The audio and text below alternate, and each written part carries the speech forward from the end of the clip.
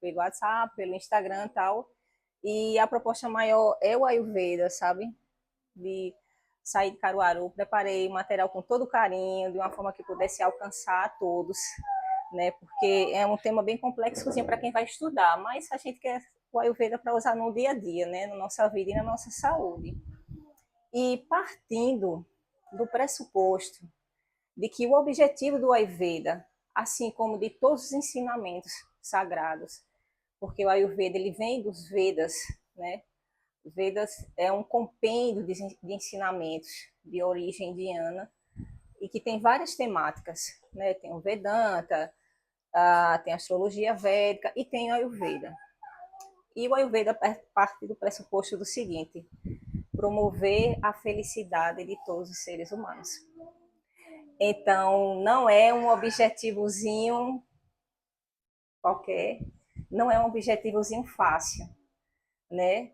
Você se predispor a estudar e depois a divulgar algo que tem como objetivo promover a felicidade de todos os seres humanos. Então, é algo muito profundo. E é em nome disso que eu estou aqui, né? É em nome desse momento que eu estou aqui.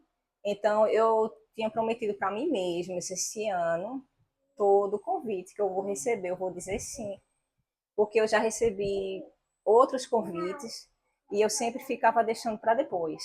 Não, para depois, porque eu tenho uma vida paralela à questão do Ayurveda, mas eu disse não, é imprescindível que esse ano, todos os convites, eu vou dizer sim, porque não é por Gisele, não é por Bruno, é por uma causa maior, de um ensinamento sagrado em que vários mestres se predisporam a se esforçar para captar esse ensinamento sagrado, que se chama Ayurveda, que tem como objetivo de promover a felicidade de todos os seres. Então, é em nome disso que eu estou aqui, né? Em nome dessa energia maior e desse fluxo maior. Então, eu sei que Bruno já preparou o ambiente com a música, muito legal, com a prática, mas vamos procurar nesse momento respirar fundo e a gente vai entoar 3 vezes o Mahamantra Om, tá certo? A gente inspira, entoa, depois pega uma outra respiração, entoa, a terceira entoa. Cada um no seu ritmo, tá certo? Vamos lá? Vamos lá. Om.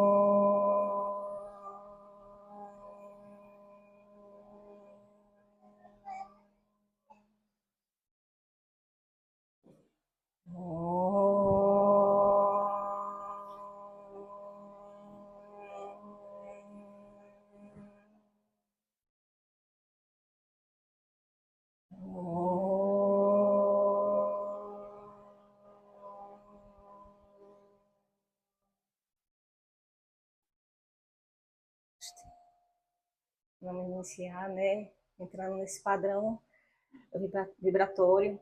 E o desejo é que todos saiam daqui pelo menos com uma coisinha em mente, algum detalhe, alguma coisa. Isso para a gente já está valendo a pena. Bom, eu não sei se vocês já ouviram falar de Ayurveda, mas aí eu vou logo trazer a tradução literal. Ayur significa vida e Veda significa conhecimento, conhecimento sagrado, uma ciência. Por isso que muitos chamam de a ciência da vida. O Ayurveda ele é a medicina indiana, a medicina tradicional indiana. Nós conhecemos muito a medicina tradicional chinesa, né, a acupuntura e tal, e o Ayurveda é a outra linhagem também, a medicina tradicional indiana. Lá eles ensinam também a medicina moderna, para quem quer só a medicina moderna. Para quem quer Ayurveda, ele faz a formação de medicina lá, e o médico em Ayurveda ele é chamado de Vaidya. Né? Aqui no Brasil, nós temos a formação de terapeutas. Né? Então, fazendo um resumo geral da minha trajetória, né? Conheci Yogananda, depois conheci a Ayurveda e as coisas foram direcionando. Fui buscar uma escola que realmente fosse uma escola séria aqui no Brasil, que tivesse boa repercussão. e encontramos a escola de Dr. Ruguê, em Minas Gerais. Eu estou dando só um apanhado geral, porque quem se interessar mais à frente, né, pode colocar no Google Ruguê.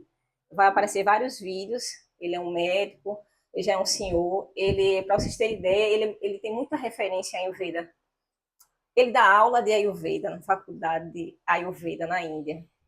Então, brasileiro para fazer isso, né? Ele entrou nessa jornada, primeiro de conhecimento espiritual, depois medicina e depois seguiu a jornada do Ayurveda aos 13 anos, né? Ele encontrou um mestre, ele já vivia procurando outras coisas, resumindo, encontrou um mestre dele, seguiu essa jornada, pensou em fazer uma faculdade, ele gosta muito da parte de astrologia, astronomia e tal, e aí ele disse, não, eu quero fazer algo que eu possa servir à humanidade. Né? Então ele optou, ele é muito inteligente, depois coloquei aí, Ruguê. Ele, inclusive, quando eu postei a palestra, ele botou uma palminha, disse, ó, oh, boa sorte, vai lá. E pode colocar que vocês vão localizar. Então ele está nessa jornada, acho que é uns 50 anos ou mais. Então ele é sumidade no assunto. Mas vamos lá, vamos continuar. Não sei se dá para ver aqui. Aqui é só a introdução, né? Que eu falei que é a base, que é a medicina tradicional indiana, com o objetivo de promover o equilíbrio corpo, mente e espírito, através de práticas naturais. Então, você vai encontrar no Ayurveda a prática natural. Eu tiro como base no Ayurveda o seguinte: qualquer um que tiver um pouquinho de noção do que é e utilizar só o processo de se auto-observar, você vai praticar Ayurveda em você. Você sabe no dia que você não acordou bem, você sabe no dia que você não está com fome, você inventa de comer sem estar com fome. Esse é um dos princípios do Ayurveda, que eu tenho uma menina de 5 anos, minha menina sabe. Eu levo o lanchinho dela, eu disse, se não tiver com fome, fala o que, mãe? Não come. É um dos princípios do Ayurveda. Então, quando a gente pega alguns princípiozinhos e a gente começa a se auto-observar, a gente pratica na gente. A Ayurveda, ele é excelente e muito eficaz na prática preventiva. Prevenir, né, doença, né? Que esse é o principal. Hoje em dia a nossa medicina ela está só em medicar, né? Medicar, dar o paliativo, né? Eu estou com uma dor de cabeça, eu vou ao médico, vou receitar um dipirona para você. Aí ela está com dor de cabeça, vou receitar um dipirona. Sim, a dor de cabeça dela é igual à sua. Vocês têm constituições diferentes, vocês têm histórias diferentes, vocês têm rotina diferente. Como é que eu vou prescrever um dipirona para duas pessoas tão diferentes? Não existe um ser humano igual ao outro. Nós temos a nossa impressão digital que é única, então nós somos únicos. Eu não tenho como dizer que algo é bom para todo mundo e o tempo todo. Vocês podem pensar que na melhor coisa de alimento, esse alimento aqui é saudável. A gente vai ver no Ayurveda que ele não é bom para todo mundo e nem o tempo todo, nem em qualquer horário. Então é tudo muito individualizado, muito pessoal. Vamos ver aqui se fosse. Vamos lá. Como eu já falei aqui o conceito de Ayurveda, né, que Ayur significa vida e Veda significa conhecimento.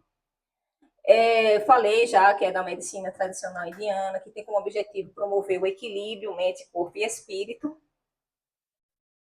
e que é reconhecido pela Organização Mundial de Saúde, né? Porque a gente acha assim, quando as pessoas, tem algumas pessoas que eu conversei, aí fica assim, é um negócio meio esotérico, né? Não tem nada de esotérico, gente, isso é medicina, isso é uma ciência, não tem questão de esotérico, de nada, é reconhecido pela Organização Mundial de Saúde. E tem uma coisa que, pasmem, está no SUS. O Ayurveda está no SUS. Por que não é aplicado? Porque não tem profissionais de saúde que tenham especialização em Ayurveda para poder praticar. E aqui na região, principalmente, que ninguém sabe nem o que é. Então, se você disser, pessoal, é isso, né? Mas tem um projeto na Rocinha, que foi levado pela escola do Dr. Ruguê para lá, em que eles fizeram primeiro um tratamento, um acompanhamento ayurvédico dos profissionais de saúde, que estavam todos adoecendo e outros adoecidos. Então, esse projeto é lindo. E agora ele já tem na unidade de saúde básica de Araguari, em Minas Gerais, tratamento com Ayurveda. Então, você vai para um postinho lá, Aí o médico, tananã, prescreve algumas coisas, tudinho, e aí vamos aqui para o centro da Ayurveda. Então, um terapeuta, né, alguém formado na área, vai analisar. Ah, o seu problema é o que? Diabetes? O médico passou isso. Vamos fazer, vamos acompanhando, vamos fazendo isso, né? Então, isso é muito legal, isso é um ponto positivo. E acredito que mais e mais unidades de saúde vão ter a Ayurveda para a gente poder ter uma qualidade de vida e com aquele objetivo, na felicidade. Porque quando a gente não se realiza plenamente em todos os sentidos, mente, corpo e espírito, o nosso ser fica a desejar algo. É o tempo todo desejando isso, então a gente fica naquela angústia, né? E aquela angústia vai para a nossa mente, vai para o nosso corpo, e a gente fica, ó, na roda de Sansara, sem sair do lugar. Vamos lá. Os princípios fundamentais do Ayurveda. Isso aqui é a imagem de Dhanvantari, né? É o ser a qual todos os terapeutas e todos que estudam na área da Ayurveda homenageia, porque foi ele que trouxe para os outros gurus, os outros mestres, os ensinamentos do Ayurveda. Porque o Ayurveda, ele é um ensinamento que veio do alto da conexão. Os grandes yogis, né, começou com os grandes rishis, eles se afastavam, iam para as montanhas, iam para as florestas, e aí aquele todo processo que quem pratica yoga sabe, né, que não é fácil, deles bem apurado. E aí eles entraram em conexão com esse ensinamento. E aí foram repassando, repassando. Não só porque o Ayurveda ele liga muito com a questão do corpo, mente e espírito, né? Com mais ênfase em equilibrar esses três. Mas também outros ensinamentos, como Vedanta, astrologia védica, arquitetura védica. Então, a gente tem que homenagear esses seres que se esforçaram tanto, que ficaram reclusos, que não tiveram família, que resolveram fazer uma vida de dedicação para a humanidade. Então, esse aqui é Dhanvantari, os princípios do Ayurveda. Esse aqui é o princípio básico, não sei se vocês já ouviram falar, são os 5 elementos. Para o Ayurveda, tudo que existe no nosso planeta, no nosso ponto, no nosso plano, ele é composto por 5 elementos. Então, vamos trabalhar do mais grosso ao mais sutil. Terra, água, fogo, ar e éter. Eu vou sempre fazer esse exemplo dessa sequência para a gente entender, do mais grosseiro ao mais sutil. Terra, água, fogo, ar e éter. Segundo a Ayurveda, tudo que existe tem esses elementos. De uma forma que a gente vê, de uma forma que a gente não vê, de uma forma suave, de uma forma mais densa, mas tudo tem esses cinco elementos. Conhecido com o quê? Medicina tradicional chinesa, né, que também trabalha, né, os elementos também, né? Só que eles têm uma outra abordagem, né? Eles incluem, acho que madeira e metal na divisão. Então, esses 5 elementos são fundamentais e tudo, vamos colocar na mente, tudo é composto por esses 5 elementos. Desses 5 elementos, para o Ayurveda, existem os doshas, que são 3 doshas. São 3 estruturas fundamentais, a qual tudo é formado nessas estruturas, e nós temos essa estrutura dentro da gente. Então, temos os 5 elementos, que de uma forma reduzida se transforma em 3 doshas. Quais são os doshas que eu deixei aqui mais clarinho? Não sei se dá para ver por tudo. Terra e água formam o dosha kapha. Tem gente que lê kapha, tem gente que lê kapha. Fogo e água formam pita. E ar e éter formam vata. Quem aqui já ouviu falar da palavra dosha? Sinceramente, ninguém, né? Já, pronto. Quando a gente, quem já ouviu falar a palavra dosha, diz, eita, qual é meu dosha? Qual é meu dosha? Porque todo mundo quer saber qual a sua constituição, de que você tem mais predominância, de que você é mais formado, né? Na verdade, essa parte que todo mundo, meu dosha é tal, meu dosha é tal, isso se chama prakriti ou prakruti, é a minha estrutura. Qual é a minha estrutura? A minha estrutura é uma formada mais de quê? De água e terra, fogo e água, ar e éter. Isso determina muito nossos comportamentos no dia a dia. Isso determina muito como é Por que que fulano acorda com fome e eu acordo sem fome? Minha amiga acorda com fome, eu acordo sem fome. Ah, não, mas o bom é acordar e tomar um café. Não. O bom é respeitar a sua individualidade. Se você acorda sem fome, sabe o que, é que significa? Significa que seu Agni, que a gente chama de Agni, que é o nosso fogo digestivo, está dizendo, olha, não coloca comida agora não, porque se você colocar eu não vou digerir. Quando a gente está com aquela fome, é o nosso estômago, nosso sistema digestivo, que como eu disse no Ayurveda chama de Agni, nosso fogo digestivo. Imagina uma fogueira.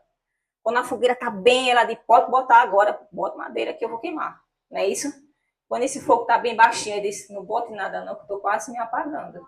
Então, um dos princípios da Ayurveda que eu gosto que todos entendam e utilizem para o dia a dia é, não estou com fome, eu não como. Porque se eu não estou com fome e eu for comer, eu não vou digerir. Daí vem questões emocionais, né? Que a gente sabe que tem gente que mais tem uma questão emocional com a comida. Não é nem a fome. Então, esse é o primeiro convite que eu faço até para vocês. Estou até pulando etapas. Vamos verificar a partir de hoje se o que eu sinto é fome ou vontade de comer. Vamos verificar? Porque a gente vamos perceber que em vários momentos não é fome. É vontade de comer, é o hábito de comer. Não, 8 horas é hora de tomar café. Então todo mundo tem que tomar café. Não é isso que a gente faz? Vamos lá. Aí o Kapha é terra e água. É o dosha, terra e água. Então tem gente que tem uma predominância Kapha. O dosha Pitta é fogo e água. Eu sempre digo fogo e água, nunca digo água e fogo. Fogo e água. Porque a predominância do Pitta é fogo, é quente, luz, luminosidade. Normalmente uma pessoa de uma estrutura Pitta, se não tiver em desequilíbrio, ela sempre vai ter fome. Não é fome contínua, mas ela vai ter uma fome regular. É difícil desregular essa fome, não é? Eu estou falando no aspecto geral, depois a gente vai entrar nas nuances. E ar e éter. Vocês perceberam que de todos os elementos, esses aqui são mais sutis? O ar e o éter. Aí o que é o éter? Né? Para eu ver, ele chama de akasha. Eu vou tentar usar um exemplo assim, só para a gente tentar visualizar. É como se fosse todo o espaço ao qual nós estamos, no sentido geral. Todo esse campo, todo o espaço. Isso aqui é éter. É dentro do éter que as coisas se movimentam. É dentro do éter que o ar, que o vento passa, o mar, a terra, tudo está dentro desse imenso plano. Então, isso é éter. E o ar, que é algo muito sutil, né? Se a gente for pensar no ar, o que é que vem na mente, assim? O que é que vem na mente quando a gente pensa no ar?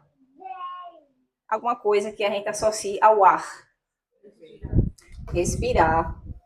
Mais alguma coisa associada ao ar? Vamos ver. O vento, expansão. O vento, que ó, é algo sutil, passa de um lado, passa do outro. Alguém consegue segurar o ar? A gente segura, a gente prende aqui, segura aqui, mas aqui ninguém consegue. É algo muito sutil. Né? Então a gente vê que o ar e o éter é algo muito sutil. Então uma pessoa que tem predominância Kapha ou Vata, ela tem uma predominância mais sutil, mais leve. Né? A gente vai trabalhando isso com a continuidade. Vamos lá. Os conceitos do dosha. Dosha significa, por incrível que pareça, o que decai. Né? Então, eu estou olhando a pessoa, eu começo a conversar com a pessoa, e aí eu percebo que a pessoa está com queixa de hipertensão, a pessoa está super quente, super agitada, queimação no estômago, se eu estou vendo que algo está em desequilíbrio. E o que é que está em desequilíbrio? É o Pitta, é o elemento quente, é o elemento fogo, ele está em desequilíbrio. Né? A pessoa está com pressão alta, a pessoa está com a queimação no estômago. Então, são coisas que um terapeuta ele consegue verificar. E sim, então vamos apaziguar isso. Né? Algo está em desequilíbrio, né? Aí a gente vai, procura utilizar métodos para apaziguar aquilo ali. Porque o foco do Ayurveda é o equilíbrio. Nós temos os 5 elementos dentro da gente, que se subdividem em 3 doshas, né? Que é o Kapha, Pitta e Vata. Só que quando um ou dois deles está em desequilíbrio, a primeira coisa que a gente faz é vamos equilibrar isso, que o negócio não está bom, não. Vou dar um outro exemplo. que é o que mais nós temos agora na nossa era de modernidade. Quem aqui já passou por uma crise de ansiedade, insônia, pensamentos acelerados? Não para, não para. Eu quero que a minha mente pare, ela não pare. Para. Pronto. Nós estamos muito numa era muito vata. Estamos recebendo muita informação. Estamos trabalhando muito com o mental. Hoje em dia, a gente trabalha pouco na enxada, no não sei o quê. Então, o nosso dia a dia está onde? Está no mental. Então, eu vou resolver coisas pelo celular, eu vou até trabalhar pelo celular, trabalhar pelo computador. Então, tudo é muito mental. Muito estímulo mental, muita vídeo do TikTok, muito YouTube, muito não sei o quê. Então, isso faz com que o vata fique muito alto. Aí, como consequência, mente agitada, sem pensamento contínuo, sem concentração, sem descanso, deita, mas não dorme, né? Dorme, mas não descansa. Então, tudo isso significa que o vata está muito alterado. E como eu disse para vocês, como o vata é muito sutil, ele fica, ó, onde é que ele se acumula? Aqui, ó, no sutil. Então, a maioria das pessoas, né, está nesse processo. Muito vata, então vamos dar uma apaziguada. Vamos lá. Bom, as características dos doshas. Eu trouxe aqui escrito, e eu sei que não é para a gente memorar, é só para a gente ter uma noção. Quando a gente olhar para tal coisa, assim, mas essa coisa eu acho que é mais vata, essa coisa aqui é mais pita. Fulano tá, sabe? Isso aqui é a característica dos doshas, não é a característica dos seres humanos, dos doshas. Então, vata, o que é leve, o que é frio, o que é áspero, sutil, móvel no sentido de agitado, tudo isso está relacionado a vata. Então, leve, frio, móvel. Não é móvel só de mover simples, um fluxo, não. Móvel de agitado. Quando a mente da gente está né, móvel, agitada. O pita é um pouco oleoso, penetrante, quente, leve, de odor desagradável, tem um odor forte, móvel, mas não agitado e líquido. Eu vou dar um exemplo. A maioria dos homens tem tendência a ter o pita mais acentuado. Então, eu tenho até um colega meu que ele diz assim, rapaz, acho que meu pita tá alto. Por quê? Porque eu já comecei a perceber que eu já estou ficando com um odor diferente. Né? Porque normal, que tem pita já, e principalmente nesse tempo quente que estimula mais, então eu percebi que meu odor já está ficando diferente. Né? Então eu percebi que meu pita já está, estou me sentindo mais, aí fazendo as características. Então vê como é um processo que a gente vai se conhecendo, sabe? E é tão legal esse fato da gente se conhecer, porque aí a gente consegue ditar o ritmo da nossa rotina, que é diferente. Diferente de A, diferente de B. Esse aqui é o meu ritmo. Não é nem melhor, nem pior. É o meu, de acordo com a minha estrutura, com a minha forma de pensar e com a minha vida, minha sequência de vida. Temos o Kapha. Lembra que o Kapha é mais pesado, né? Então, o Kapha é a junção de terra e água. Então, ele é úmido, oleoso, frio. Ele é um frio diferente de Vata. Depois eu explico. Frio, pesado, lento, pegajoso, suave e firme. Eu vou dar um exemplo, um pouco nojentinho, mas só para associar. Aquele muco que a gente forma, aquela coisa branca, fria, gosmenta, aqui tem tudo característica de Kapha. Aquele Kapha. Então, quando a gente está com excesso de muco, aqui e tal, aquele muco branco, né? Quando ele começa a mudar de cor, ficar amarelo, ele já vai para uma questão mais inflamatória, que é a questão pita. Isso só um terapeuta que vai analisando cada um. Mas que a gente tem aquela secreção, aquele muco branco, aquela coisa, isso é porque estamos com excesso de Kapha. Aquele negócio liguento assim, né? Que a gente vê que, ou seja, ele é pegajoso, guento, frio. Ele tá quente quando tá aqui dentro, mas quando você percebe aquela coisa fria. Então, isso aí é excesso de Kapha. Você, poxa, eu tô com excesso de Kapha. Eu tenho que usar agora alguns mecanismos para reduzir isso. Não é isso? Vamos passar para a próxima. Pronto. Aqui temos duas palavras que não é muito conhecida no nosso dicionário, e até porque é de origem indiana. Prakriti, que eu já falei, que tem gente que chama de Prakriti, e Vrikriti, que também tem gente que chama de Vrikriti. A Prakriti. Lembra que eu falei que assim, quem conhece doce diz assim, meu doce é tal, meu doce é A, meu doce é B. Não. A sua Prakriti, a sua estrutura tem uma predominância mais pita, mais kapha, mais vata, ou pita vata, porque pode ser a junção de dois. Eu predomino mais o pita vata. Eu predomino, isso só um terapeuta ou um vadia que consegue avaliar. Tá? Eu vou passar aqui um questionáriozinho só para a gente se perceber, mas só um vadia que consegue avaliar. E a Vrikriti, ou Vrikriti, é o estado da doença. O que é que acontece? Às vezes você pega uma pessoa que ela tem uma predominância pita. Aí você percebe que a pessoa tem uma estrutura física pita, tem uma questão digestiva pita tudo. E aí essa pessoa vai passar um ano, sei lá no Alasca, que é um local frio, sem cor.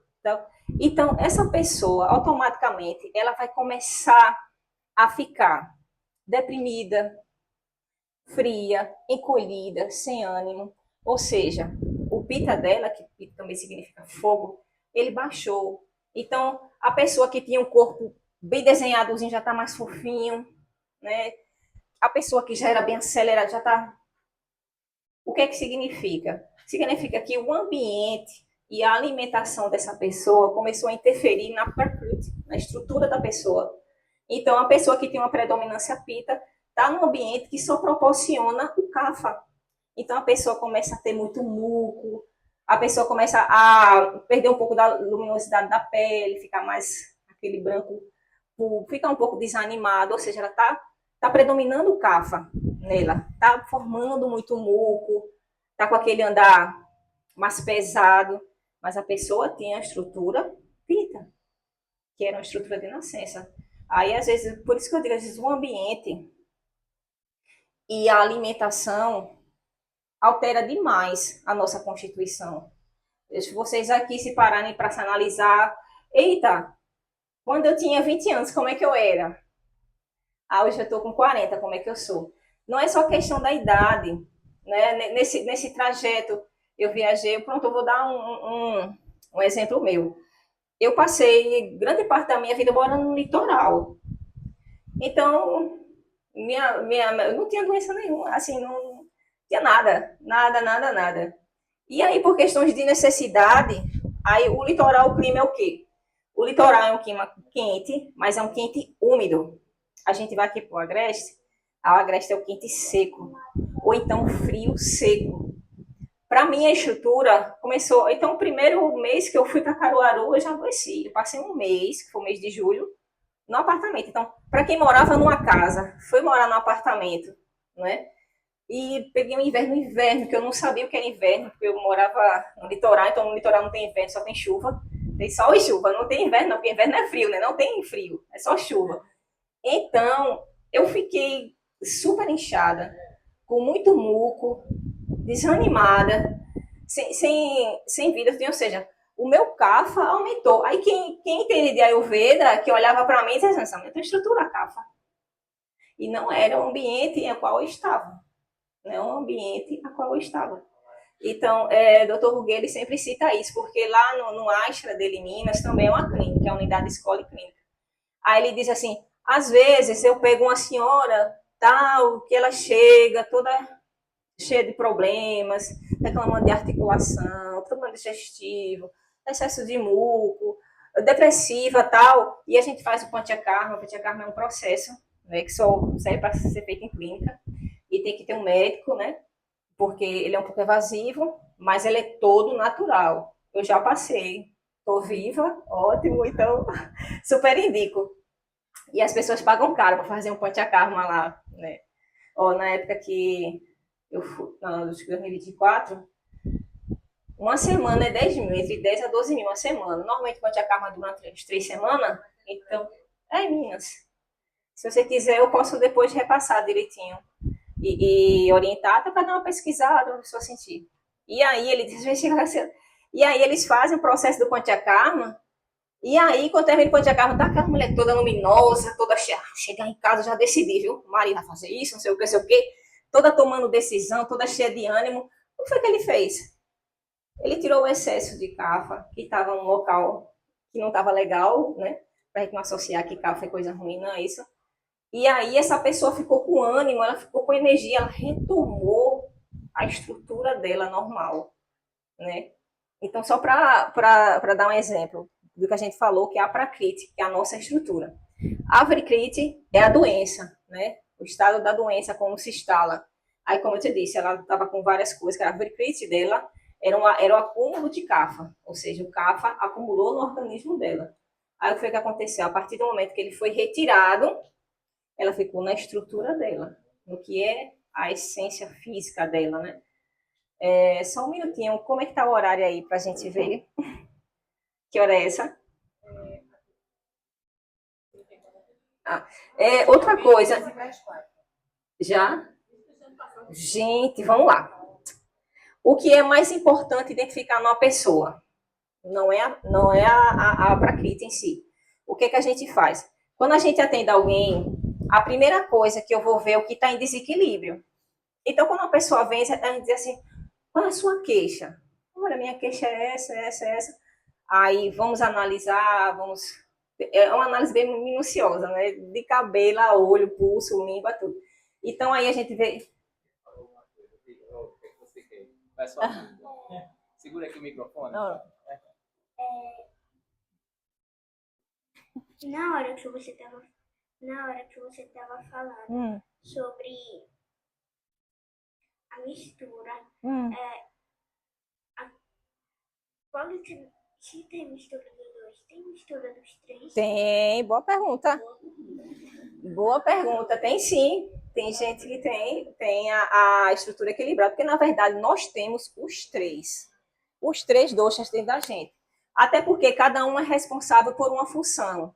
Tem órgãos a qual predomina um dosha, né? Tem órgãos que predomina outro, tem toda uma função. Nós temos os três. O que diferencia é o seguinte: quando um está em desequilíbrio, que é quando a gente consegue ver, pá, isso aqui está em excesso, vamos equilibrar. E tem gente que tem a estrutura né, que é tridosha, né? Comenta-se quem já ouviu falar de Mateus Vida Vida, é brasileiro. Ele é um brasileiro formado em Ayurveda e aí ele voltou para a Índia para fazer uma especialização. Aí ele tem os três doshas, né? Ele tem esses três, então é difícil, muito difícil de ficar nele só quando está em excesso, mas ele tem essa sequenciazinha. Lembrando que a importância é sempre verificar o que está em desequilíbrio. Né? Vamos olhar na palavra equilíbrio. Essa é a essência da nossa existência, equilíbrio. Né? A gente nunca vai deixar de passar por dificuldades, nunca vai deixar de ter um momento que a gente atola o pé e come aquilo emocionalmente, mas sempre que a gente tiver assim, a gente, errei, agora vou voltar para o equilíbrio. É a palavra-chave, equilíbrio. Então, quando a gente vai avaliar alguém, a gente sempre deixa eu ver o que, que está em desequilíbrio. Depois que a gente equilibrar, a gente segue uma sequência e a gente pode orientar a pessoa a uma rotina diária. O que ela pode fazer para manter em equilíbrio de acordo com a estrutura dela. Eu trouxe para vocês um pequeno questionário, eu não sei se vai dar tempo. E talvez eu já dê um tempinho só de ter uma noção, uma pincelada do que seria a prakriti de cada um. A vrikriti, que seria o que está em desequilíbrio, a gente pode avaliar depois. Deixa eu ver que hora é essa, porque ele demora um pouquinho. 10 para as 4? Eu acredito que... Alguém pode me ajudar aqui, por gentileza? A distribuir.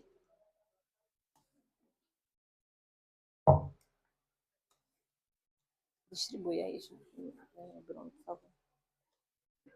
Eu tinha pedido para tu trazer as folhas, mas aí eu resolvi imprimir. Eu vou pegar só uma e o resto você distribui. Se tiver faltando alguém, eu dou essa, tá? Acho que não. Olha, Bruno vai distribuir para vocês. É até legal porque vocês levam para vocês também. Analisa direitinho, porque é um conhecimento que vale a pena. Aqui tem dois. No texto inicial, ele fala de um questionário. Determine a sua prakriti ou prakruti, aí tem prakruti, mas lê os dois, prakriti ou prakruti, e a sua vikriti. Aí aqui, no início do texto, ele fala o seguinte: complete a lista de verificação das páginas 113 a 107 com a caneta em cada fileira. Os quadradinhos com os atributos que mais se parecem com aqueles que você teve a maior parte da sua vida. Tá entendendo? O que eu mais tive na maior parte da minha vida. Eu sempre fui uma pessoa que eu tinha muita fome. A maior parte da minha vida eu tinha muita fome. De 5 anos para cá, eu não estou tendo mais fome. Ou ao contrário, eu nunca tive fome e agora estou tendo muita fome. Então, a gente vai preencher esses risquinhos com base no que a gente foi e é por mais tempo na nossa vida. Vocês entenderam? Que aí vai determinar a nossa estrutura, a nossa prakriti. Tem caneta suficiente?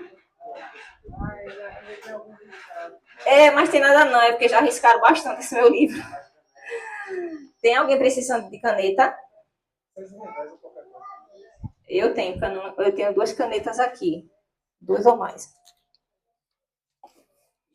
Bruno, eu tenho aqui, se você quiser distribuir, tem mais 2 canetas. Alguém ficou sem essa folha? Todos pegaram?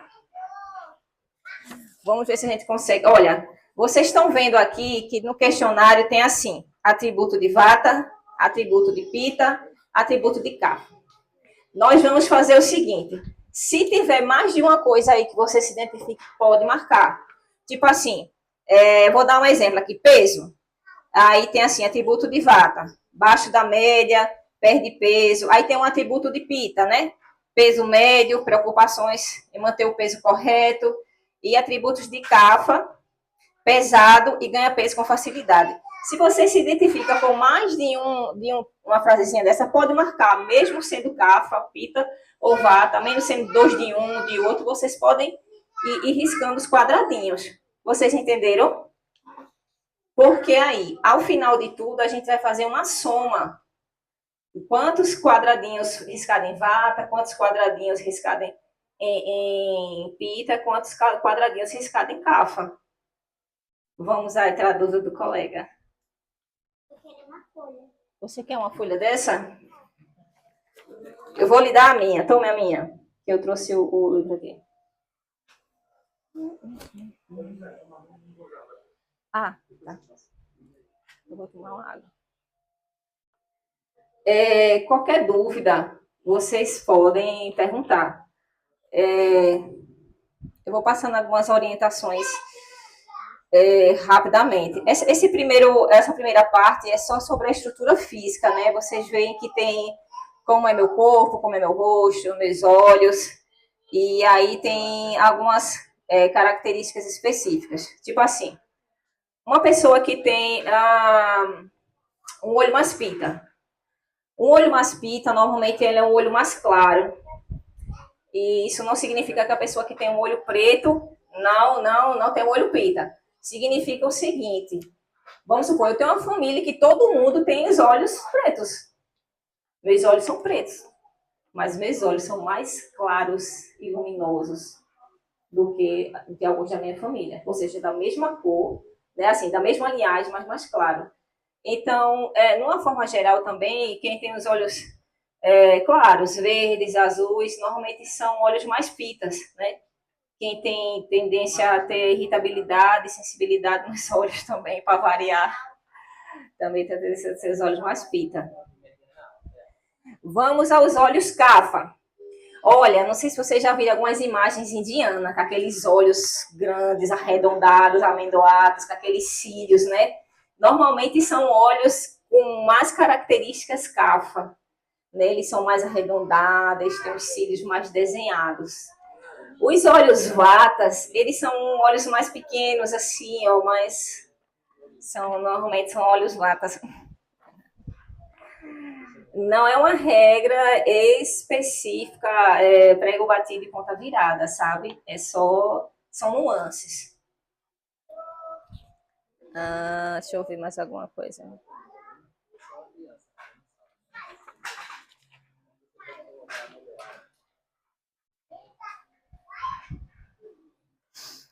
Teve algumas coisas que eu marquei como importante aqui. Deixa eu ver, gordura corporal. Oi? Alimentação. Hum. Não dá para falar alguma coisa hoje, não. Se der tempo, a gente fala. Eu não sei se vai dar tempo de o pessoal preencher. E mas a ideia é essa, entra no dinacharya, sabe? Entra na rotina diária, né? A gente pode falar por cima, mas como eu te disse, é uma questão muito individual, sabe? O que é que a pessoa está passando nesse momento, né? Qual a necessidade dela nesse momento? Tem um outro detalhe que eu gostaria de falar para vocês, para a gente não misturar junto. Olha, a cultura hindu, ela é vegetariana, né? Todos nós sabemos. O Ayurveda é uma medicina, então o Ayurveda nem é vegetariano, nem é vegano, nem é carnívoro. Se for necessário a pessoa ter que ingerir uma carne, porque o problema de saúde dela, ela precisa daquilo, vai ser necessário. Então, enquanto vocês estão preenchendo aí, eu vou só citar, eu trouxe até o livro dela, é Laura Pires, porque o depoimento dela é lindo, né? Ela teve uma doença degenerativa, ela era arquiteta, e procurou tudo na medicina ocidental e não achou. E aí ela foi para a Índia, né? E o Vaidya de lá dizendo, manda ela logo, para a gente tentar minimizar os danos. E aí, ela, quando foi para lá, no hospital ayurvédico, né? Ele olhou a situação dela, estava bem degenerativa, já estava perdendo a visão, o movimento dos braços. É uma doença neurológica. E aí, quando chegou lá, ele foi, avaliou ela ficou lá para fazer o panchakarma. E aí ele disse assim, olha, eu passei um caldo. Não quase. Eu passei uma sopa e nela contém cérebro de carneiro. Aí ela disse, doutor, você tá brincando, né? Eu sou vegetariana. O hospital é todo vegetariano. E o senhor vai dizer que eu vou tomar uma sopa de cérebro de carneiro. Aí ele disse, é remédio. Não é alimento, é remédio. Então, vocês entendem, né? Por ser uma medicina, não é A, nem é B, nem C. Lógico que existem os conceitos, né? Da não ingestão de carne animal, né? Lembrando que na Índia antiga, por incrível que pareça, quem comia a carne animal eram os guerreiros, porque era necessário para ter ímpeto para a guerra, né? A gente sabe que a carne animal ela traz isso, ela traz a questão mais violenta, de mais ímpeto. Então, quem comia eram os guerreiros, né? Para ir para a guerra. E aí, como é que estamos? Alguma dúvida? Deixa eu ver se tem algum ponto aqui de...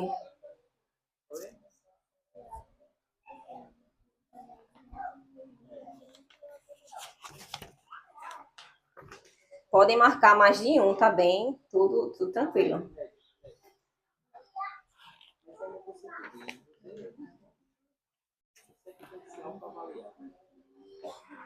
Ele é muito novinho para se autoavaliar ainda, né? Ai.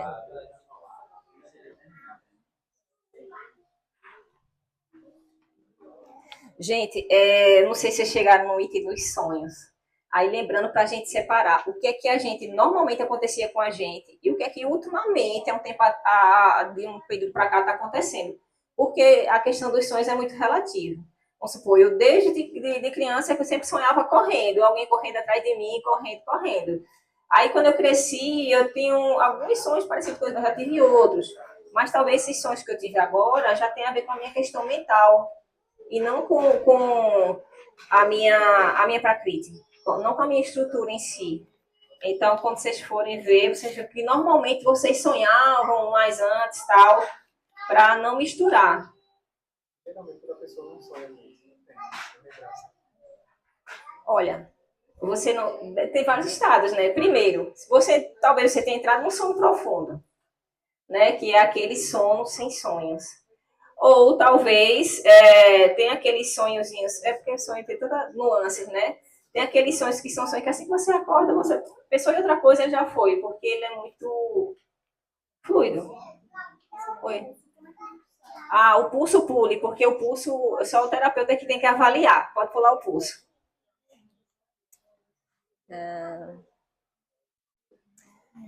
Eu não sei se vocês já chegaram no item, mas é importante que ele ajuda a definir muito a prakriti da pessoa, que é a questão em relação ao apetite, ao intestino e tal. Isso ajuda a definir demais a estrutura. Então, por exemplo, o apetite, lembre como é minha estrutura, desde que eu me entendo por gente, em relação a apetite. Como é a minha fome? Né? Eu acordo com fome? Eu acordo sem fome? Eu tenho fome na hora do almoço?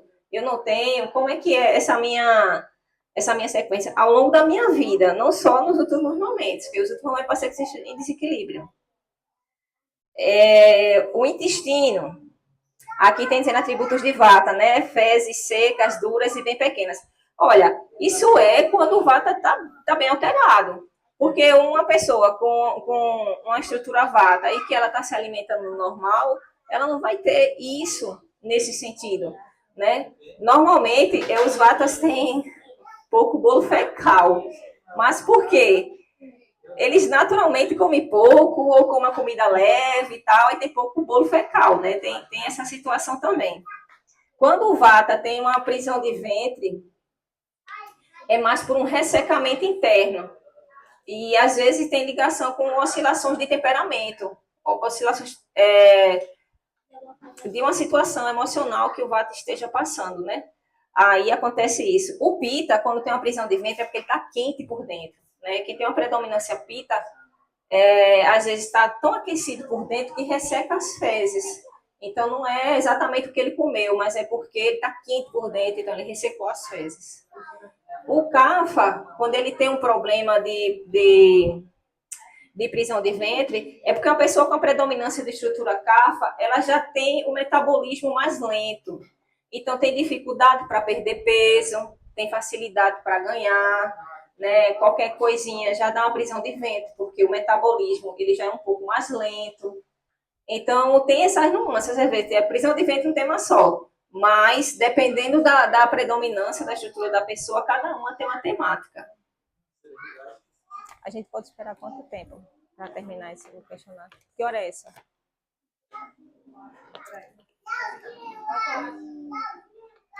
Oi? 4 horas.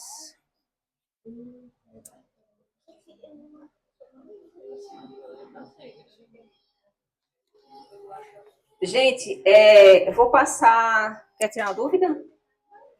Olha, voltando aqui, gente, eu vou passar rapidinho com vocês. E aí, se não der tempo, vocês verifiquem em casa e depois vocês fazem a soma. Tipo assim, vata deu tanto, pita deu tanto, kapha deu tanto. Daí eu consigo ter um norte de qual a minha predominância da minha estrutura, tá bem? Talvez o tempo aqui não dê para fazer tudo direitinho. Mas aí vocês levam e verificam isso com vocês. Eu só vou passar só alguns detalhes aqui para quando vocês forem responder, ficar melhor. Memória. Onde tem o quesito memória. Aí tem assim, atributo vata. Boa a curto prazo. O vata, ele tem uma tendência a pegar tudo muito rápido, mas também a esquecer rapidamente, porque fica oscilando muito.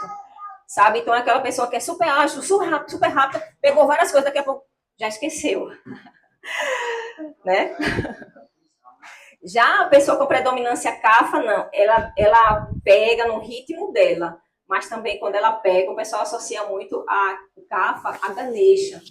Né, associada à grande memória universal, porque ele pega, ele vai trazer lembranças de 1.300 bolinhas, ele tem tudo aquele guardadinho, né, uma pessoa com a predominância de uma mentalidade mais kapha, ela tem isso na estrutura dela. O pita ele é bom, é médio, a médio prazo, ele é muito incisivo, muito direto na sua forma de conhecimento. E tem uma clareza, né? Assimila com facilidade porque tem uma clareza. A fala do vata, principalmente quando a gente percebe que nosso vata está aumentado. O que é que acontece? A gente fica falando, fala várias palavras ao mesmo tempo, assuntos diferentes ao mesmo tempo. Olha, porque aquela flor é vermelha, sim, mas o computador desconectou. Aí significa que o vata Aí a pessoa tem uma predominância para isso, o vata está alto. Não, pera aí, eu preciso silenciar. Tem alguma coisa na minha mente que está muito agitada. Né? Então, é desse jeito. O Pita, ele tem uma fala mais incisiva, mais argumentativa, mais direta, mais convincente, clara, incisiva e completa as coisas. O Cafa ele tem uma fala mais lenta, é aquela pessoa que tem uma fala agradável aos nossos ouvidos, né? É mais melodiosa, né? É calmante. Então, é desinteressante, desinteressante, porque ele fala mais lento, ele fala mais calmo, mas em compensação tem uma fala muito agradável de ouvir, né? A criatividade. O Cafa, ele é inventivo, é rico em ideias, bom em começar projetos, mas não os conclui. Então, isso é uma predominância vata, né? Tem várias ideias, tem vários projetos ao mesmo tempo, mas nenhum anda, porque falta a energia para dar continuidade. Porque quando a gente está com a predominância vata, é como se fosse aquele impulso. A gente tem aquela energia principal, mas não segura, aí ela desce. A gente tem aquela principal, mas não segura, a gente desce. Então, a gente tem que estar tentando equilibrar isso. E hoje, como estamos muito vata, né, na nossa sociedade, então isso é comum a todos. O Pita é breve e regular. A criatividade do Pita é breve e regular. E a criatividade do Cafa? O Cafa é metódico, voltado para os negócios. Dr. Ruguet faz até um exemplo. Ele disse que o interessante é colocar um Cafa para atender o público. Ele disse assim, se você for colocar um Vata para atender o público, isso é só uma brincadeira, gente. Não, aí ele disse, o Vata está agitado, então, vamos supor, um serviço de atendimento ao consumidor, o cara chegou lá, não, liquidificador, eu comprei, e ele quebrou, e não sei o quê. E a pessoa entrou na onda da agitação do cliente. Ah, mas agitou também, corre, vamos ajeitar, não. Característica Vata. O Pita, se ele estiver muito alto na pessoa também, o cara chegou, não, mas meu liquidificador chegou quebrado. Peraí, deixa eu ver aqui. Será que você não entende? Você não leu o manual? Você não sabe que tem que apertar aqui, você vê? Isso é ineficiência sua, não é o problema do liquidificador. O Pita, quando está muito elevado, tende a aumentar a nossa arrogância, sabe? A nossa prepotência. Então, significa que o meu Pita está bem elevado. Porque ele tem uma visão clara e, ao mesmo tempo, ele acha que ele sabe mais que todo mundo, né? Então, você não vê? Você que é incompetente e começa a brigar com o cliente. E o Cafa, ele tem uma outra postura. O camarada chegou, meu liquidificador quebrado. Calma, deixa eu ver. Senta aqui, como é o seu nome? Fulano. Ah, senta aqui, pega a poltrona mais fofinha. Senta aqui. Quer um docinho? Toma um docinho. Mas, rapaz, o senhor não é fulano de tal que é filho de ciclano, né? Ah, eu conheci sua mãe, é tão boa. Ela tem um bolo maravilhoso, porque o Cafa tem muita ligação emocional com a comida. Ela tem um bolo maravilhoso. Pronto, o cliente já deu uma amansada. O problema não foi resolvido, mas o cliente sai super feliz e ainda compra mais outro liquidificador. Então, eu estou só soltando por alto as nuances, né? Hábitos alimentares. Deixa eu descer só para explicar para vocês.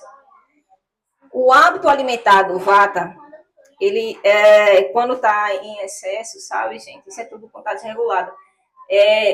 Ora não tem fome, ora sente muita fome. Então, se eu estou numa crise, eu estou com muita fome, é fome, não é vontade de comer, não, gente. E quando eu estou numa outra crise, eu perdi a fome. Estou 3, 4 dias sem comer nada. Alguém disse eu aí, foi? Ou eu estou entendendo errado? Alguém disse, tá pensando alto aí. Então, o Vata é mais assim, sabe? É mais irregular. Os hábitos alimentares do Pita, ele é mais regular. Ele tem uma fome com frequência, sabe? Ele tem a sequência dele. Então, meio-dia é a hora do almoço, vamos supor. Deu meio-dia e o Pita não almoçou, pode ter certeza que ele já vai começar a ficar mal-humorado, muito chateado, e ele não vai conseguir fazer muita coisa não, porque bateu a hora da fome. Então, ele tem os horários muito regular em relação à alimentação. Né? Bateu a fome, eu tenho que comer, porque eu não comi nada, não. O Vata não, o Vata passou direto. Ah, eu entrei no projeto aqui. Ah, pai, quando eu olhei já era 11 horas. Eu lembrei que eu nem tinha almoçado, nem tomado café.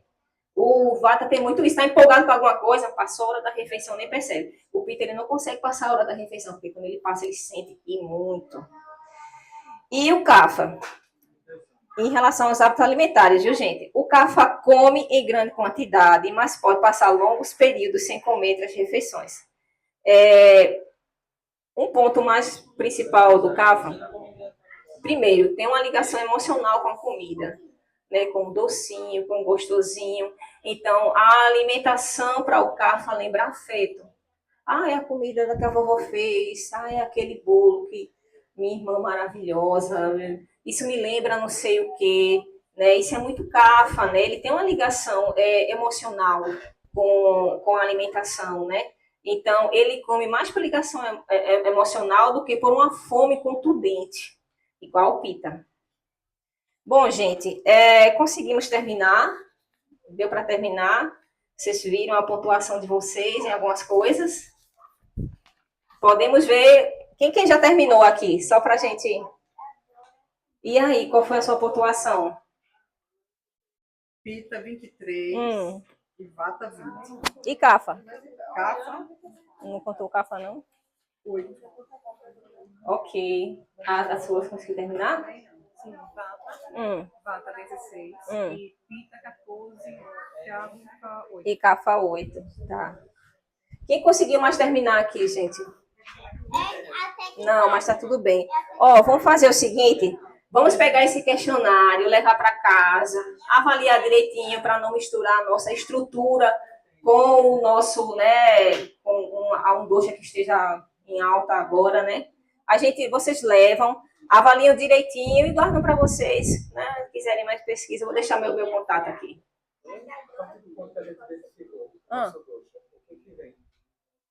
Eu sei que você está curioso saber isso. A primeira, eu vou falar na linguagem geral, né? Vou encontrar uma pessoa, eu estou falando como terapeuta, né? Pronto, encontrei aí, vamos supor, Bruno, qual a sua principal queixa? Se você vai para o terapeuta ayurvédico, eu estou com uma queixa. Qual a sua principal queixa? Pense em algo assim. Pode ser uma ou duas. Sim. Impaciência. Mais alguma coisa? Sei. Alguma coisa física?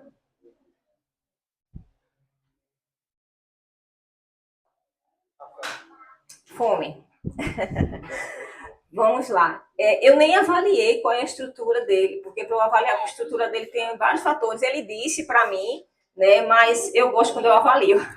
Eu fui ver uma pessoa e ela pediu uma bianga e ela disse, eu sou vata. Eu olhei assim, amigo, você não é vata. Mas aí também não entrei em contradição. Eu nem sei qual é a sua prakriti. Eu não avaliei, não sei como é que é o seu sistema digestivo, sei nada. Mas você falou duas queixas de predominância pita. Primeiro, a fome. E a outra qual foi? A impaciência. Isso é muito característico quando o pita está muito alto. Então, eu nem sei qual a sua estrutura, não sei se você cava. Então, a ideia é baixar um pouco o pita. Então, o que é que também ajuda a aumentar? Esse clima muito quente, ele ajuda muito a aumentar o pita na gente, né? A alimentação também, se eu for comer uma alimentação mais gordurosa, né? Eu não sei como é que você não tem gastrite, talvez sua alimentação seja mais regular. Mas o pita, quando está alterado, é danado para dar gastrite e diarreia. Eu comi uma coisinha do nada, eu tive uma diarreia, falta uma alimentação saudável, né? Isso significa que o fogo digestivo está muito alto. Então, eu teria que utilizar práticas que revertessem isso aí. Então, se eu estou com um fogo interno muito grande, o que é que eu vou usar? O oposto. O que é que eu poderia usar? Eu estou instigando para você começar a se observar. Né? Então, em relação à fome, então vamos ver como é que está essa fome. Que tipo de alimento eu estou comendo? Eu estou comendo muita salada? Porque o pita com salada, sabe? O pita tem que comer uma coisinha mais pesadinha e bota uma salada para refrescar. Com certeza, com certeza, com certeza. O Ayurveda não indica alimentos gelados, né? Essa coisa de gelado é uma coisa de modernidade, porque quem lembra, até alguns anos atrás, nós não tínhamos nem geladeira. Então, hoje a gente criou um hábito que a gente tem que tomar tudo bem gelado. E não é assim, porque o gelado ele baixa o fogo digestivo, né? Mas no seu caso, alimentos mais frescos, você está entendendo? Bota uma saladinha, mas bota algo mais fresco. Eu teria que falar com você coisas à parte, assim. E a mente também, né? Então, tá legal, eu tô ligada que você tem uma pegada mais pra Shiva, né? Mas, tipo, bota um Ganesha, bota alguma coisa que ajude mais, né? Você vê que tem alguns mantras Shiva que são mais, né? E tem alguns mantras que nos deixam mais ativados, né? E nesse momento você precisa de algo que dê uma baixada um pouquinho, para você poder baixar um pouco esse pita e entrar no seu equilíbrio. Então, sejam mantras mais leves, não deixar um pouquinho do Shiva, Shiva, Shiva, Shiva, Shambho, e aí vai mais para um Ganesha, para alguma coisa assim, para a sua mente ir serenando, né? E os alimentos mais frescos, você está liberado a comer alimento cru, porque se você está com muita fome, você consegue digerir mais a cenoura, algumas coisas assim, coisa que às vezes um vata não consegue digerir muito, e um kapha também não consegue digerir, né? Bota algumas coisas mais frias, e aí vai se sentindo, se observando. Eu tô falando só assim por alto, né, gente? Porque é algo muito mais detalhado. Bom, vamos lá, que nosso tempo já está bem corrido. Vocês levem um questionário para vocês. E aí, isso aqui é muito importante. Eu gostaria que vocês voltassem para cá, o casal também, ao voltar para cá. Depois vocês terminam, porque a gente já vai finalizar aqui. É importante depois vocês analisar bem com calma, direitinho. Eu vou deixar meu número, se tiver alguma dúvida, pode mandar, eu respondo direitinho, tá certo? Olha, quando eu fui para o estágio de Ayurveda, lá em Minas, aí o doutor Ruguê chegou lá, tudinho, aí todo mundo com um caderninho, aí ele chegou e falou assim, qual a primeira causa de doença? O que é que causa doença no ser humano? Qual a primeira causa? Aí o que é que vocês acham? Oi? Estresse. Alguém tem mais alguma informação? Alguém acha que é o quê? Estresse, mágoa, pronto. Estamos no caminho. Eu, na minha leiguice, quando ele falou, eu disse, alimentação. Ele não. A primeira causa de doença no ser humano são as emoções. Eu fiquei pasma, porque eu achava que, poxa, um médico falando, ele vai dizer que foi a alimentação. A primeira causa de doença são as emoções. As nossas emoções, elas nos adoecem. As nossas emoções fazem a nossa acidez subir e a gente ficar com a gastrite. Faz a gente perder o apetite, ficar mexendo muco no estômago, perdendo o apetite. Não é? Então, ela interfere demais na nossa saúde. Então, se a gente bem soubesse usar a inteligência, não tem gente que diz assim, então uma amiga me colocou uma frase lá, não sei o que, pela minha paz. Esse está valendo, porque não vale a pena estar comprando briga. Briga só vale aquela que, senão essa daqui vale a pena. Porque senão você está desgastando a sua saúde, o seu quanto energético. Isso vai interferir no seu corpo em algum momento. Né? Porque a doença, o mecanismo vata, ele está no organismo, ele circula. O vata é responsável por toda a parte de movimento. Né? O pita, ele é responsável por tudo que a gente digere, né? Inclusive mentalmente, no olhar, tudo. E o vata é pelo movimento. Então, às vezes, a gente está com algumas situações que nós não digerimos, emocionalmente falando. E isso vai cair em alguma coisa no nosso corpo, no nosso calcanhar de Aquiles, né? Nós temos alguns pontos no nosso corpo, isso é muito individual de cada um, que a gente chama de calcanhar de Aquiles, no Ayurveda a gente chama de órgãos ou partes duchas, que é aquela parte que quando eu estou estressada já pega ali. Quando eu estou angustiada já, eita, mas estou sentindo minha coluna. Não fiz nada, eu não fiz nenhum movimento, já estou sentindo minha coluna. Está ligado a alguma questão emocional, porque, ou seja, já tem uma fragilidade em alguma coisa na coluna. Então, quando atacou, vai logo para onde? Para o meu calcanhar de Aquiles, né? Entre aspas, né? Quem já viu Troia sabe o calcanhar de Aquiles, né? Ou seja, a parte mais fragilidade daquele ser, o calcanhar. Né? Então, nós temos nosso calcanhar de Aquiles, né? Então, a gente prezar por nossa paz é uma questão de inteligência, de saúde emocional, de vitalidade e de saúde física. Não é brincadeira. Então, fazer uma prática meditativa, nossa, ajuda demais. Fazer uma prática aqui, entoar um mantra, ajuda demais para a nossa concentração. A segunda, que aí ele disse, e a segunda? Aí eu disse, alimentação. Não, é o estilo de vida. É o estilo de vida. Ele citou até um exemplo. Ele disse, porque, ó, para vocês terem ideia, lá no estágio, só tinha eu de nordestina. A maioria eram do Sudeste e alguns eram alguns brasileiros de fora do país que vinham fazer o curso. E na outra semana chega uma galera que é só da área de saúde, médica e tal. E aí ele disse assim, olha, não adianta a pessoa pegar um carro, rodar meia hora para comprar um alface orgânico. Se nessa meia hora eu me estressei com o trânsito, eu fiquei frustrada, eu soltei uns 3 palavrões. Não, mas eu vou comer um alface orgânico. Porque eu sou, né, um vegetariano orgânico. Não adiantou. Porque você mexeu com as suas emoções, né? Não adianta eu comer uma alimentação super saudável e ter um estilo de vida horrível. Dormir tarde da noite. Mas de manhã eu como ghee, né? Ghee, quem sabe usa-se muito no Ayurveda, que é a manteiga clarificada. Mas de manhã eu como ghee, eu faço isso, eu faço aquilo. Sim, mas tu foste dormir de que horas?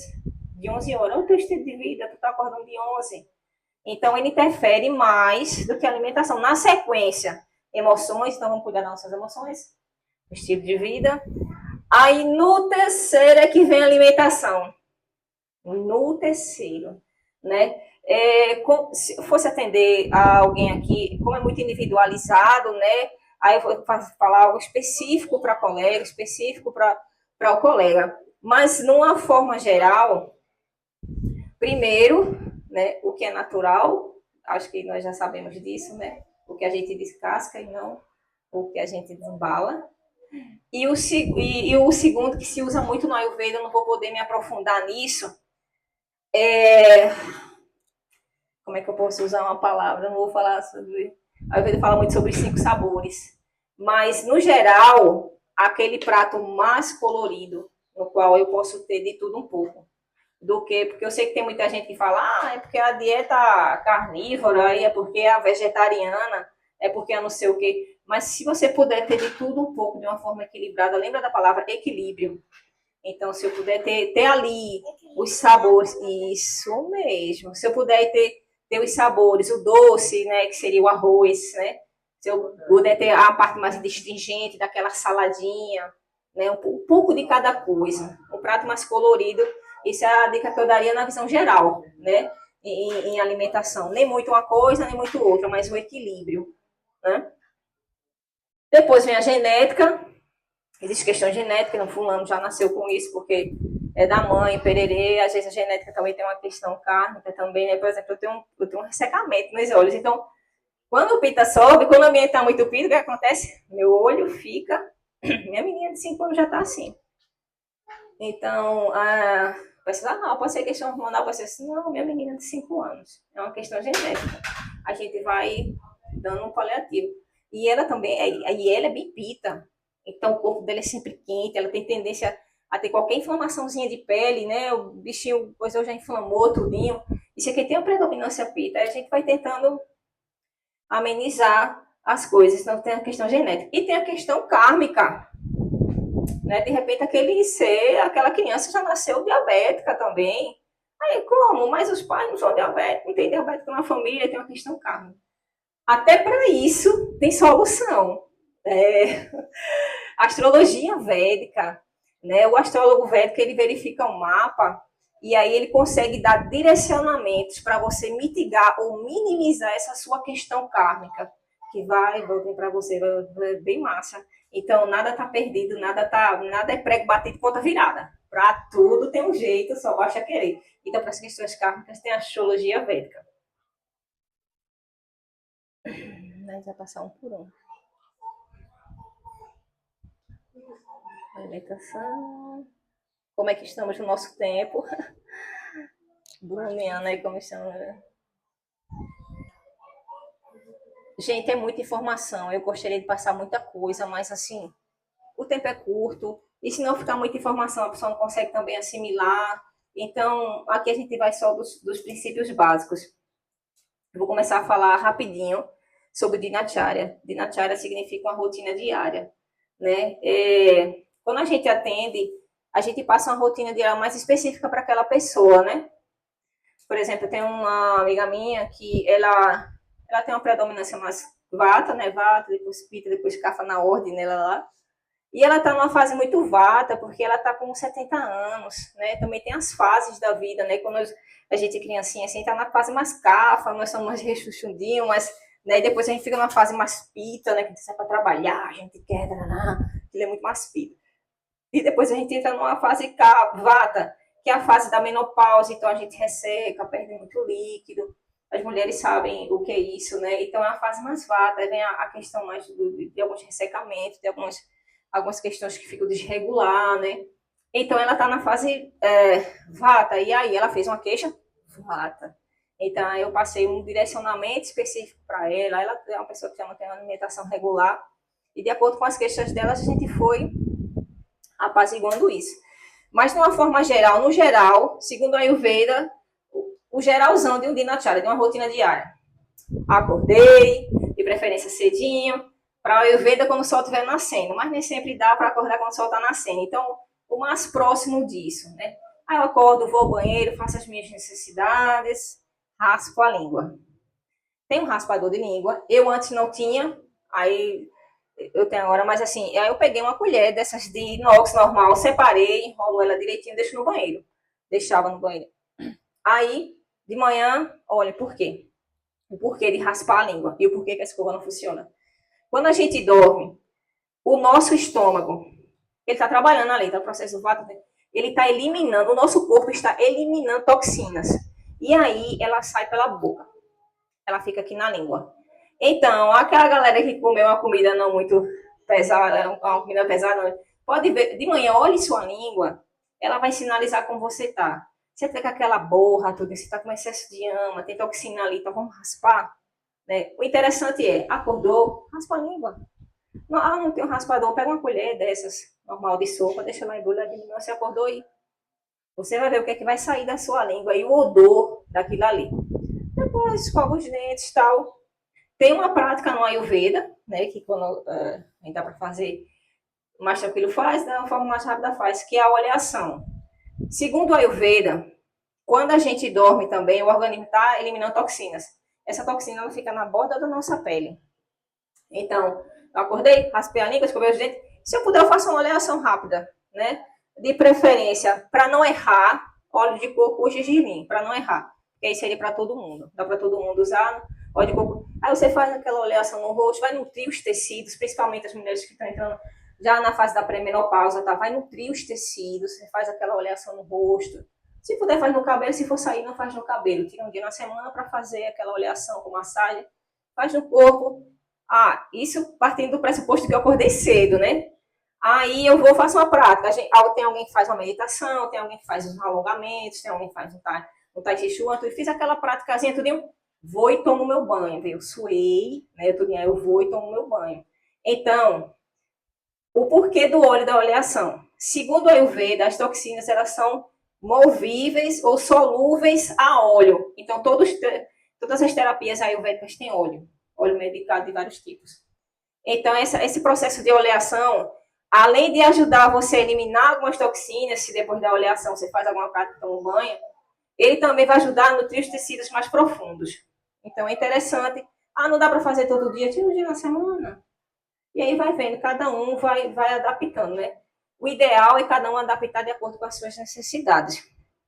Bom, fez a oleação, vou fazer minhas práticas, né? Tô com fome? Tô com fome, então vou tomar um café. Legal.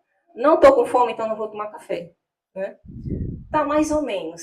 Não sei se como, não sei se com como, até porque já tá chegando. Não tô com fome. Aí pode pegar um pedacinho de gengibre e mastigar. Ele vai ajudar a ativar, sabe, esse água, esse fogo digestivo, e a fome chegar, e aí você poder digerir de uma forma legal. Então, aí tem a nossa alimentação. À tarde, a tendência já é diminuir o fluxo de atividades. Porque se você tem o hábito de aumentar seu fluxo de atividade de tardinha para a noite, o seu vata vai lá para cima, e é no horário em que ele é para baixar. Porque você está entrando em estado de sono, então não é aconselhável a estar estimulando com tela, com outras coisas, o seu vata. Ele está na hora dele baixar, você acalmar a mente. Então a tendência é, começou a escurecer, Eu vou logo porque, assim, deixo para eu fazer as coisas mais interessantes, mais importantes, no pico. Se direciona, você é um ser humano conectado à natureza. Então, o nosso ciclo é o ciclo do sol também. Ó, de manhã, minha fome, eu vou fazer para mim, minha fome não está tão alta assim. Sabe quando é que eu venho ter fome? 10 horas da manhã. O sol, eu já estou na fase pita, o sol já está quente. Né? A hora do almoço, vamos supor, entre 12 e 2 horas, o sol está lá em cima, significa que aqui também está lá em cima. Né? Eu vou verificar, eita, é um horário legal de eu poder colocar uma comidinha mais pesada. Tá anoitecendo, já vou numa comidinha mais leve, já vou reduzindo os estímulos. Isso é uma visão geral de Dinacharya, né? Eu sei que tem muito mais profundidade, mas o tempo talvez não dá para falar muito sobre isso. E vamos para as terapias manuais ayurvédicas, que é isso que o terapeuta aprende mais, né? Eu falei da questão do óleo, que é solúvel a óleo, então nós temos várias terapias. Não deu para ver a foto aqui, se desse para passar depois. Eu tenho fotos de lá do ashram. Assim, esse aqui é o conceito da Organização Mundial da Saúde, né, que define saúde como um estado de completo bem-estar físico, mental e social, e não apenas a ausência de doenças ou enfermidades. Né? Então, vê que esse conceito está muito ligado até ao nosso conceito de Ayurveda, né? A saúde, ele não usa aqui espiritual, mas a gente sabe que tem o Atma espiritual e a Organização Mundial da Saúde não utiliza isso. Mas é um bem-estar no sentido geral. Então, às vezes, você chega para alguém, como é que você está? Eu estou bem. Aí você começa a conversar com a pessoa, como é que você está dormindo? Mais ou menos. Eu estou acordando de madrugada, mas tá tudo certo, eu estou bem. Estou demorando para dormir, mas tudo certo, tudo bem. Como é que está a sua fome? Fome? Eu nem sei, eu dei o horário, eu vou e como e pronto, e está tudo certo. A tua digestão? Não, estou 2 dias sem ir para o banheiro, mas não tem problema não, depois eu tomo um remédio. Aí eu disse, tu não disse que estava bem. Olha o nosso conceito de bem-estar, né? A gente vai burlando as etapas, né? Você não estou 2 dias sem ir ao banheiro, mas tá tudo certo, no terceiro eu sempre vou. Não, gente, tem que ir ao banheiro todos os dias. Se eu não estou indo ao banheiro todos os dias, significa que tem alguma coisa que está fora do. Vamos ajustar. Porque qual o fator mais importante de ir ao banheiro todos os dias? Eu estou lá, eu comi, tá, estômago, produziu, tal, digeriu, foi para o intestino e tal.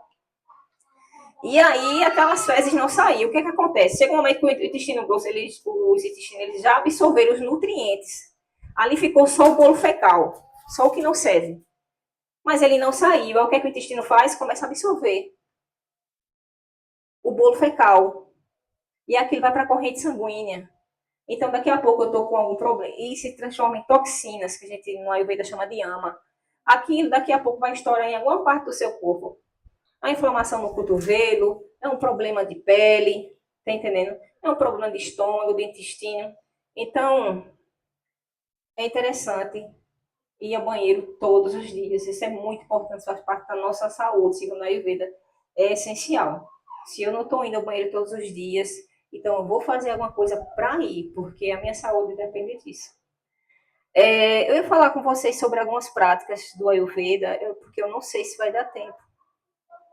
Mas nós temos algumas práticas que quando a gente faz um tratamento de saúde de alguém, a gente faz. A primeira dela é a Bianca.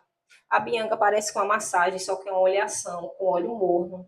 Eu trouxe até esse mapa aqui. Então, a gente faz um curso, a gente faz um treinamento específico para ativar esses pontos durante a oleação. Ao contrário de uma massagem relaxante, que a pessoa usa o óleo só para deslizar a mão, a gente usa o óleo para medicar os tecidos mesmo, para medicar o organismo daquela pessoa. O que tiver de toxina na parte do corpo, a gente faz os movimentos para que ela volte e vá para o intestino e para a urina, para poder sair nas fezes, ou vá para o intestino para poder sair nas fezes e na urina. Então, a Bianca tem todo esse tratamento, além de tratar o mental. Tem os outros procedimentos, porque eu não tenho como colocar as fotos aqui, vai demorar um tempinho.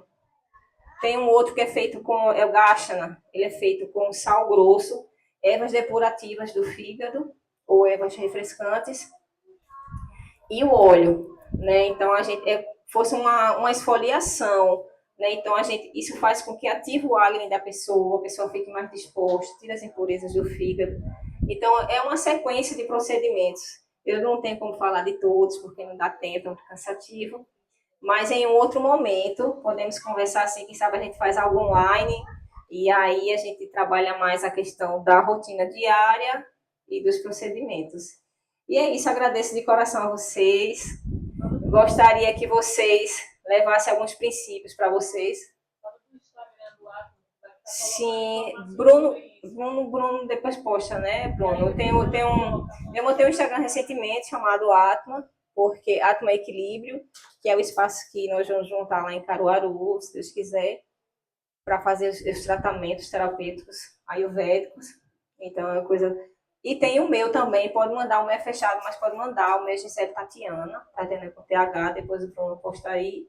E aí pode mandar o convite e a gente troca figurinha, conversa. Se tiver alguma dúvida, quiser ver alguma situação, pode falar com o Bruno, repassa meu número, tá bem? Agradeço a todos vocês. E eu gostaria que vocês levassem pelo menos algum princípio desse tipo assim. Eu lembrei, pelo menos eu vou raspar a língua. Eu lembrei, pelo menos eu vou fazer cocô todos os dias. Então, se vocês levarem isso, entender que nós somos a junção de mente, corpo e espírito. Quando o corpo não está bem, eu não consigo pensar direito. Eu não consigo fazer uma meditação direito se meu corpo não está bem. Então, eu vou cuidar só do espiritual. Não é assim. Nós estamos vivendo aqui na Terra, nós temos que cuidar desses três entes. Lembre-se, equilíbrio é tudo. Gratidão a vocês.